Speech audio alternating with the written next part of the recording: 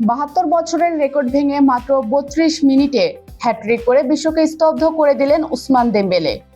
Ballon d'Or জয়ের এই অবিশ্বাস্য পুনরুত্থান এবং একই রাতে কেপ ভার্দের রূপকথার গল্প কি ফুটবল ইতিহাস নতুন করে লিখছে?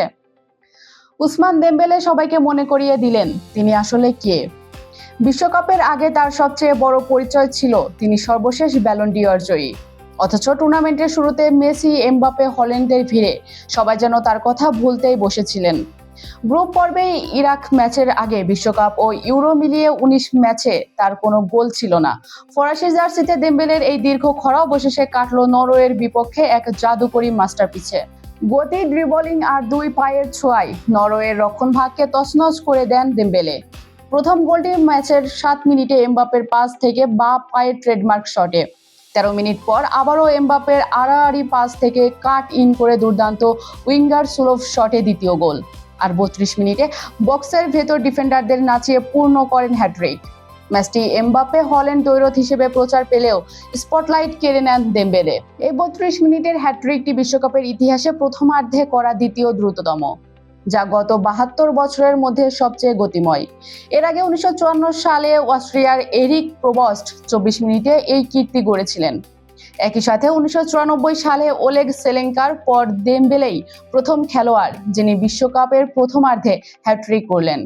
এই অর্জনে দেমবেলে এখন ইউসেবিও, রুমেনিগে ও ক্রিস্টিয়ানো রোনালদোর পর ব্যালন ডিওর জয়ী হিসেবে বিশ্বকাপে হ্যাট্রিক করা চতুর্থ খেলোয়াড়।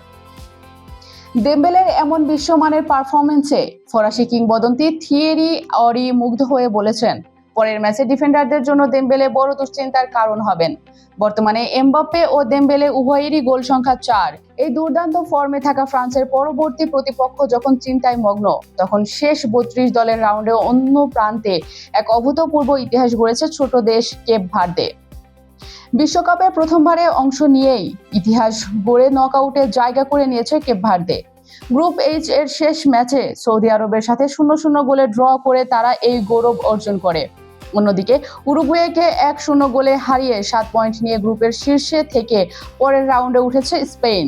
3টি ড্রয়ে 3 পয়েন্ট পেয়ে দ্বিতীয় দল হিসেবে কেপ ভার্দে শেষ 32-এ উঠেছে, যেখানে তাদের মুখোমুখি হতে হবে আর্জেন্টিনার। উরুগুয়ে ও সৌদি আরব 2 পয়েন্ট নিয়ে বিশ্বকাপ থেকে বিদায় নিয়েছে। রেকর্ড চুরমার করা দেমবেলের রাজকীয় প্রত্যাবর্তন আর কেপ ভার্দের অবিশ্বাস্য ফিরে আসা ফুটবল বিশ্বকাপ যেন এক নতুন মহাকাব্যের জন্ম দিল। একদিকে ব্যালন ডিওর জয়ী খরা কাটিয়ে বিশ্বমন কাঁপানো, অন্যদিকে পুচকে এক দেশের ইতিহাস গড়ে আর্জেন্টিনার মুখোমুখি হওয়া। প্রশ্ন একটাই, এমবাপ্পে দেমবেলের ফ্রান্স নাকি মেসির আর্জেন্টিনা? কার মাথায় উঠবে এবারের শ্রেষ্ঠত্বের মুকুট, নাকি নতুন কোনো রাজাকে পাবে বিশ্ব ফুটবল?